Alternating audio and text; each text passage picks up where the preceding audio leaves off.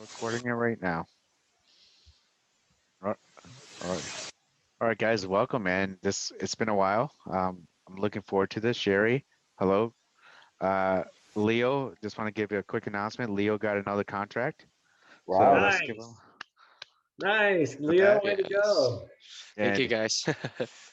and another quick announcement. Jr. Maria is chief of staff, and she's been doing a phenomenal job. She's organizing my life in Nice. the chaotic order, and I'm starting to go to more appointments and really getting better and better each time. I did notice I did mess up a little bit yesterday, but I had the guy convinced, and he said he wants to talk it over with his son over the weekend. Then once that gets through, he'll sign on Monday. Uh, I just hope his son's not a deal killer because I tried to prevent that from the beginning. Right. But he's 85 years old, and he is a super active 85-year-old. It's like you wouldn't think the energy he has. He's 85. Really. Yeah, dude, it's like crazy. He's like walking around lifting things. Like, geez. That's awesome, man. Yeah, and his properties are very well maintained. So, um, Are you so gonna get him? yeah, dude, I want to put him in my portfolio. Nice, man. Yeah, Nice. like Congrats. the only thing it needs is like paint, carpet, and a few updates. Boom, done. Probably That's like awesome, man. less than 15 to $20,000 worth of work. That's awesome, man. Yeah, but a lot of it that lead was generated by the team. I'm not sure who's the one that initiated. Was it Simon or Sherry? Then Leo went for the kill, but the guy was old. He didn't have an email, so we had to actually go there. You had to go there and meet him. Mhm. Yeah, Nice. Way to go, guys. That's a team. That's a whole team effort. it is. It is. That's awesome. So, Yeah, it is. but Hopefully you get the deal. yep. And Simon has stepped up a lot, and we're getting these phenomenal reports that Jr. I'll have you see and look at, so to see what we're doing. That way, we could look at how we could work on just overall improvement and efficiency of the entire teams and how we work. Nice, man. I like it. Yeah. I really like it. Cool. Well, what did you have on the docket for today, Thomas? Well, one of the feedbacks I had was they loved our session where we had it. Like I was a buyer, you're a seller, or I was a seller, you're the buyer, and the way you're able to navigate through the communication. Um, I think that's one of the biggest benefits from the feedback from my team, our team, ABA. But we're definitely open to suggestions from the team. So as teammates like Steven, Victor, Simon, Leo, Sherry, this is your time. Let us know what you guys need, what you guys want. Right, yeah, for sure.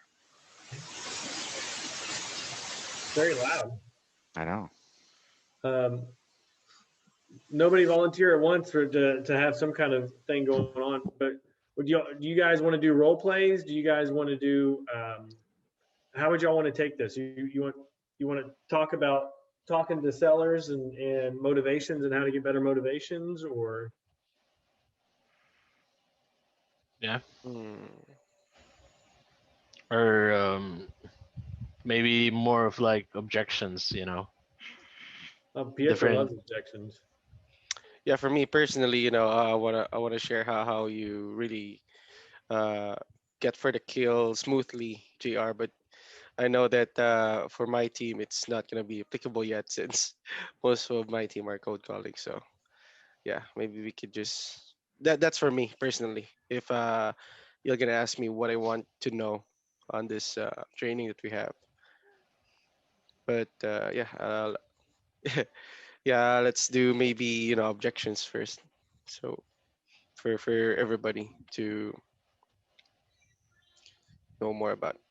Yeah, I think objections are always great things to handle. We can talk about that too, Leo. We can talk about the whole going for the kill and what my perspective is on it. Yeah. Um, Anything my team wants to cover, Jose? You have anything you want to cover? Victor, you have anything? Objections is good. I like it. Mm, Objections. Objections are really good. And my team is probably better to ask about objections than I am, to be honest. Um, you know, objections. I see objections as just like a temporary. It's just a temporary no for the most part, right? A lot of what we do is we sort. We're not trying to overcome every objection that we get on the phone. If we call somebody up and we talk to them and we say, hey, we're looking for the owner of this property. Do you know if they'd be interested in selling it? If they say no, they're not interested in selling it. There's no reason to try to overcome that. I mean, we just move on and say, okay, well, do you have any other properties you'd sell? So that's the first thing I'd say is don't try to overcome every objection, but objections like when they don't want to give you the price, or objections like that when they don't want to give you the motivation, or they don't want to give you condition of the property, we could talk about those, Yes. right? True. Yeah. I was thinking maybe how to avoid, objections by delivering, their expectations, or just putting down the expectations. So a lot of times when you put the expectations on the table, you leave no room for an objection because they already know what's going on. I talk about that more, Jose. What do you mean by that? I don't know. For example, they kind of want to sell, but they're not sure yet. And instead of you, letting them go, you can be like, hey, you know what? Talk about the company. We close deals in about a month. We pay cash. You pay no realtor fees, no commission costs, and you're just putting the things down on the table, and you just leave no room for objection. I mean, unless he's really not interested, he's gonna say no. But you're just opening the way, I guess. I like that. No, I think you're hinting at something too, which is you're hinting at the fact that if you tell them up front what's going to happen, they can tell you right then and there yes or no, right? So you can tell them if they say yeah, I'm open to selling, and then you just let them know up front. Okay, cool. Well, here's what's got to happen. I've got to ask you some questions. Some of them might seem personal, but let me ask you these questions, and then we can get this information to where we can get you an offer. Set in that expectation. Yeah. So they call in Sandler, they call that like the upfront contract, and giving them the upfront contract of like getting them to agree up front that you're going to ask them questions. And so when you come back to them later on or when you're asking them the questions, if they give you an objection to the question, you can say, well, hey, remember I told you I was going to ask you questions. Establishing rules. Okay. And you'll be surprised how often people will be okay with that. But let's talk specifics now. Victor, what's something you tell people whenever you get the objection of like, let's just start off with condition. They don't want to give you any of the condition. Just give me an offer. You mean that this is after like setting the expectation that I was going to ask questions? Yeah, or like you call them up and they're like, hey, you ask them, hey, would you sell this property? And they're like, yeah, I'll sell it. What's your offer? And you're like, well, I've got to ask you questions about the condition of the property, that kind of thing. And they're like, oh, I don't want to answer any questions. What would you say to them? Well, I could go either way, just depending on the feel that I get for each person. One of the ones I will use is, look, I can give you an offer, but I don't want to offend you. I could give you a quick offer, but it's not going to be my best offer. That's why I want to ask. Yeah. Okay. I can give you a quick offer, but it's not going to be my best offer. I like that. Well, how can I get your best offer? And that's why I wanted to ask you a few basic questions about the condition of the property to give you the best offer possible. I got you. Nice. Yeah. I like that. Yeah, I agree. That's a good one. Pietro, what do you use?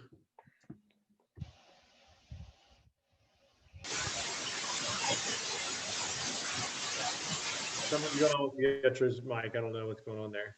You're on mute, bro.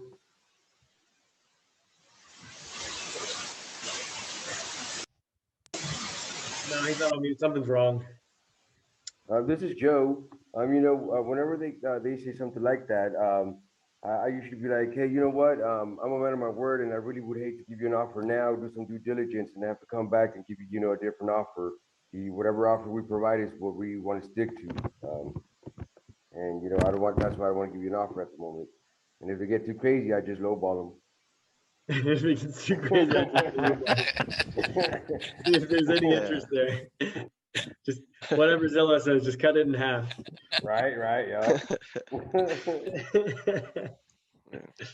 Oh man. One of the Steve, things that I did before is like when people say, "Make me an offer." Well, I would love to get it for $10, but I know that this is something that you don't want. So what Pedro said, I did that before. that's funny. Steven, what do you do? Well, I just tell them that I don't want to throw out any offers without knowing the property or the condition of the property first. And like they've said, I don't want to offend you with ridiculous offers. So let me know what the condition is. True. Yeah. Yeah. If they don't play ball and they're like, no, I get 20 calls a day from people like you, and they don't want to, and they all ask me the condition of the place, and they don't ever give me an offer. What do you say to that? Me, I just tell them that we're a different company and we're serious buyers. What else? We're different buyers or we're different company. Pretty much that's it. They believe. They believe you? Yeah. Steven has a very believable voice. Simon, what's something that you guys do? Well, it's just a basic wherein, I mean, if the seller is really, just trying hard to get, or yeah, the seller is somehow interested, but just, playing hardball, um, just say, just like what you said before, uh, w- I can't give you an offer right now. I need to know the general condition of the property, and I mean, I don't want to lowball you. So, um, yeah, I mean, in order for us to go to the next step, I really need to know about the condition of the property. But if the seller is kind of aggressive, my approach always would be to try to disqualify. You know, you're probably not considering to sell. Yeah, So, that's always a good way. Just kind of take it back from them and say, oh, it sounds like you're not that interested in selling. yeah, yeah. If you won't talk about the condition of the property, you might not, I guess you're not that interested in selling. Yeah. That's always a good one, right? The reverse. True. Yeah. I can't hear you. I don't know what's going on. Maybe you log out and log back in. Yeah, I think reverses always work really well with people too. Whenever it comes to objections, and just kind of taking it back from them, right? So I like the way that Simon says it. Like, hey, if you don't want to share the condition of the property, I totally understand. It sounds like you get a bunch of these calls. I'm not like those other guys, but if you don't want to talk about it, and maybe you just don't really want to sell the property, and just kind of put it on them and let them say, no, I do want to sell. I do want to sell. Oh, okay. Well, do you want to talk about the condition? And kind of, so it's a little more, it can be combative. So you got to watch how you say it though. Mm. That's what I was talking about. I mean, exactly what you did. Before they say, I don't want to sell, you just kind of flip it on them. Yep. What do you mean by that, Jose? Well, no, I'm not sure how to call it technically, but I mean, exactly how you just mentioned right now. Oh, I'm not sure if you want to sell, kind of stepping away, and then when you step away and they really want to sell, they actually bring you back in. Oh no, I do want to sell. I'm interested. So I mean, I'm not sure how you call that, but you just basically flip it on them. Yep. Just pull away from them hmm for sure. Can you hear me now, JR? So Yeah, we can hear you now. Okay. Sorry. Man, so yeah, with regard to that, for me, what I do was I do get to really be upfront with them that I don't know yet what I could offer, and I want to keep professional between us. So I don't want to do the same thing that they do, because it doesn't make sense for me to give you an offer without me knowing the current condition. So yeah, that's what I do on my end to keep it pretty sound smart with the seller. That- Yeah, That's an interesting way of and doing it. if they are not interested still, they don't want to give the condition. I reverse this out. Yes, it sounds like you're not really interested in. So That, yeah, that, that's a great way of doing it, and let them come back and tell you, no, I am interested. true. What about when you ask them about the price? Let's talk about that. That one, everybody always objects to that one. That's probably the biggest objection you get when you're talking to somebody. So what do you do? Let's say, Sherry, what do you do when somebody says, "Oh, I want to hear your offer first before I throw out a number"? Yeah, I usually ask them, do you have like a figure in mind, how much you're selling the property for, just for us to have an idea? And yeah, sometimes they say the price, but sometimes they don't. What do you do when they don't say the price? Let's say, "Oh, I don't want to share my price with you." Well, I usually tell them that that's how we'll be able to give them the best offer for the property, for us to know how much they're selling the property for, and for us to know if they're really interested into selling it. So yeah. Got you. Okay. Um, so you'll tell them basically, look, we just need that information to know if you're really interested in selling it or not, because we don't That's want to. correct. I got you. I use the Steve Trang one, and it What's works that pretty one? good. Uh, when they don't want to give me an exact figure, and they'll come back and tell me, well, I want to hear your offer. I'll say something like, all right, well, you don't have to give me an exact figure, but it's at least a range. It's kind of hard to buy a car without a price on it, right? For sure. They agree. Range, yeah, true. I like that one a lot. Um, when I go meet with people and they tell me that they, not when I go meet with people, but when I talk to people and I'm having a little bit longer of a conversation with them, I'll tell them, well, hey, if you had a car and you went and posted it on Craigslist to sell this car, what kind of offers do you think you would get on it? You think you're going to get high offers on it, or do you think you're going to get every offer under the sun of a low ball offer on it? And they'll be like, well, no, of course I'll probably get lowball offers, but I won't even. They'll say, "Oh, I won't even entertain those," and I'm like, "Well, if you don't give me a starting point to start with, then I'm just going to come with a lowball offer, because my goal is to buy this house for cheap, right? I want to get it as cheap as I can. I don't want to pay you too much for this house, and your goal is to get as much as you can out of it. So give us a starting point to work with, and then we'll start working from there." Hmm. And that way, I've used that, and it works sometimes with people. And then sometimes people are like, no, whoever says their number first loses. And I'm like, okay, that doesn't even make sense. I always tell them we're not closing a deal right now. It's not whoever talks first loses. You got to have a price tag on something. Do you what if you went to the store to buy clothes, and every time they told you, when you asked how much something was, they just told you, I don't know. You tell me what you would want to pay for it. Do you think you're going to offer a high number for everything, or you're going to offer a low number? Yep. So same kind of thing. True, yeah. So what's another one that you guys use to combat the I don't want to The give my price. offer up?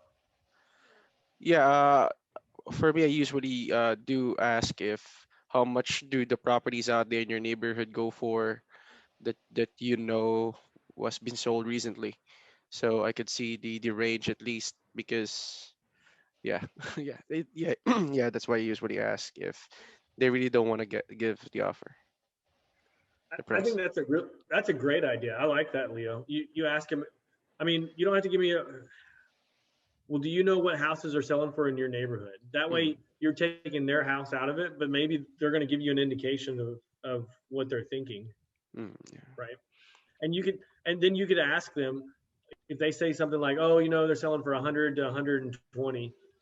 Are you thinking that you're going to get that for yours? Yeah. Just Right. follow up. Yeah.